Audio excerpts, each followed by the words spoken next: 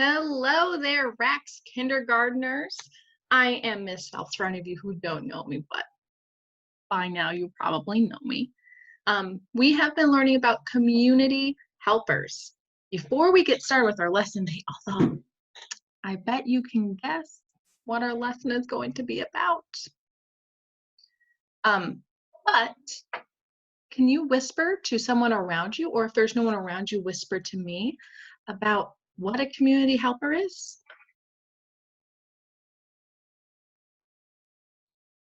Good job. So a community helper is someone who helps make our community a better place. Now, that person can be a volunteer, which means they don't make money, or they can be a professional. They can get paid. It can be their job to help people.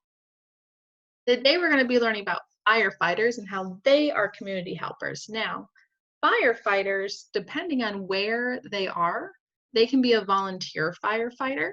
You're going to find volunteer firefighters in a lot of towns and suburbs and in rural communities. Do you remember what a suburban community is?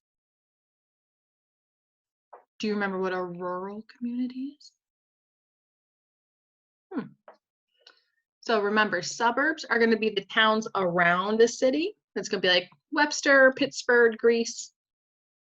And then rural communities are going to be out in the country. They have lots and lots of space. They're really far away. That's going to be places like Williamson and Sodus and Leroy, potentially, Akron, right? They're really far away from cities. They have lots and lots of space. They even often have farms in them. Now, if you live in a suburban or a rural community, chances are that those firefighters are volunteers, which means that they are doing this for free. They do not make any money while they are being a firefighter. They're just doing it to help people. If you live in an urban community, which is the kind of community an urban community, it's a city. There's lots of buildings that are close together. Some of those buildings are really tall. There's a lot of people. There's a lot of traffic. There's just a lot. So in an urban community, firefighters are usually paid. Not always, but usually that is their profession. That's their job. That's what they do all the time because there are more people, there are more buildings, there's more things for them to do, and they need to be on call all the time. In fact, there's times where they will even stay in the firehouse for their entire shift or for a day or two, depending on how their shift rotation works. Where if you are in a suburban or a rural community, sometimes firefighters will stay at the firehouse, but a lot of times they usually just have a radio or sometimes their phone in their house, and they get a call when there's a fire, and then they go from their houses and they meet at the fire station. But let's get started. Remember, there's nothing to remember.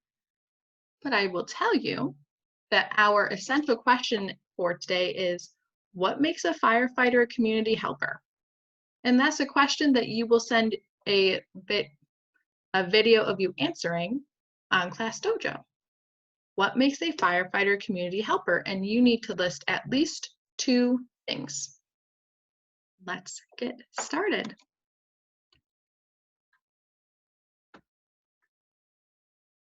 Chapter 1, Emergency Firefighter. Our class is, is it gonna read this to me? Hour. Oh. Our, noun, the Lord's Prayer. I don't think so, but okay. All right. Our class is visiting a fire station. We want to find out what a firefighter does. We meet Jim, the firefighter. I solve problems called emergencies, says firefighter Jim. Does that mean you put out fires? Asked Juliana. Firefighters are first responders. They are the first workers sent to an emergency. Other examples of first responders are police and paramedics or EMS workers, so the people who ambulances and work in them. Firefighter Jim says he does a lot more than fight fires. He helps out at traffic accidents. He helps rescue people trapped by floods. So if you've ever been, have you ever been on the road and you see that there's an accident and it's so sad, but the people are okay because there's firefighters there. You can see their big fire truck, right? But mostly he deals with medical emergencies. Sometimes people who are sick or hurt need help fast. A fire department ambulance can often get there the fastest. So where we live, we often have an ambulance.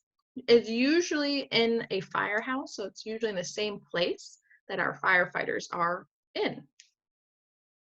Not always, but usually where we live, almost always. Firefighters also fight plenty of fires. They put out fires in buildings and save people that are in danger. When they're not fighting fires, firefighters plan ahead. They walk through buildings in their area. They look for exits, count doors, and draw maps of rooms. They even do this for our school too. We have the firefighters and police. So in case there's ever an emergency, they have a map of our school. They know how to get around so that they can help us very quickly. That way they'll be prepared if a fire ever does happen. Some firefighters stop wildfires. These fires burn in forests and fields. We don't have a lot of wildfires in Rochester, but you will see a lot of wildfires in places that don't get a lot of rain and water. We get a lot of rain and we have a lot of water in our area, but parts of California get wildfires, Australia, parts of Africa have wildfires, South America. When I grow up, I want to help people in emergencies, says Maya. That's what I said too, says Firefighter Jim. After high school, I went to a fire academy. I learned how firefighters do their job. Then I became a firefighter. You mean an emergency fighter, said Maya. All firefighters must learn life-saving skills. They get first aid training. They practice caring for wounded people and giving medicine. Many firefighters also learn how to handle some more serious medical emergencies. First aid training is training for people who, it's how to put Band-Aids on people the right way is part of it. It's if someone's having trouble breathing, you can help them get back to breathing. And it's mostly just to help people stay stable until a doctor or a medical professional can help them out. Toolbox on wheels. Firefighter Jim uses rescue tools for emergencies. He keeps his tools inside his fire truck. An axe, that's right here, opens windows. A fire hose, okay, that is, I don't see it. It's possible my face is blocking it. It's usually in a compartment like that. Oh, here it is, right there. A fire hose carries water. Jim's air pack holds oxygen. A fire can fill a room with smoke. The pack gives Jim clean air. He breathes the air through a mask that goes over his face. Just like this. This is his oxygen. Here's the, over here's his oxygen tank. And the oxygen, which is the kind of air that we breathe, goes up through this tube and into his face mask so he can breathe, because people can't breathe smoke. You ever been to a bonfire and the wind has a smoke blow in your face and you start coughing, right? So they wear these masks to make sure that they can still breathe through the smoke. I wear the air pack with my firefighting clothes, says Firefighter Jim. Firefighting clothes are called bunker gear. Special pants and coats protect Jim against burns. This bunker gear keeps them safe in fires up to 500 degrees. That's hotter than most ovens. Oh, this one's vertical. I don't think it won't fix it for me, but here we go. A fire truck is a tool too. It is also called a hook and ladder truck. So sometimes the fires are in tall buildings, or if people are stuck somewhere that's really up high, the ladders usually rest on top of the fire truck, and then they can go boop, and get them up nice and straight. And then the firefighter climbs up the ladder, up to the top of the building, grabs the person they need to save, and they would just walk back down. I don't know why this page isn't loading, but we're gonna roll with it. Last week, Jim visited Gavin's home. He helped Gavin's family make a fire escape plan. The plan shows them how to escape if their home is ever on fire. Now, most people will never need to use it, but just like having, if you have Band-Aids in your house, or if you have an ice pack, right? Are you expecting that you're going to be running around bumping your head on stuff, cutting your hand open? No, but you want to have those things to help keep us safe in case something like that happens, right? Firefighter Jim also visits schools. He came to our school during Fire Safety Week. We practiced ways to escape a fire and we learned how to prevent one.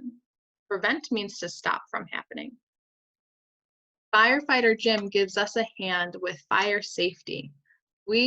So we give our safety helper a hand too.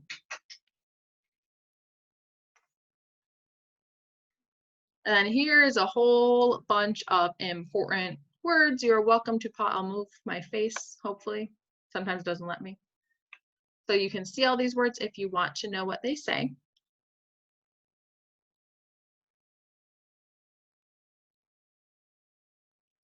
So thank you so much for reading that book about firefighters with me. Now, for your assignment on Class Dojo, please send a video of you answering the following question. How do firefighters help our community?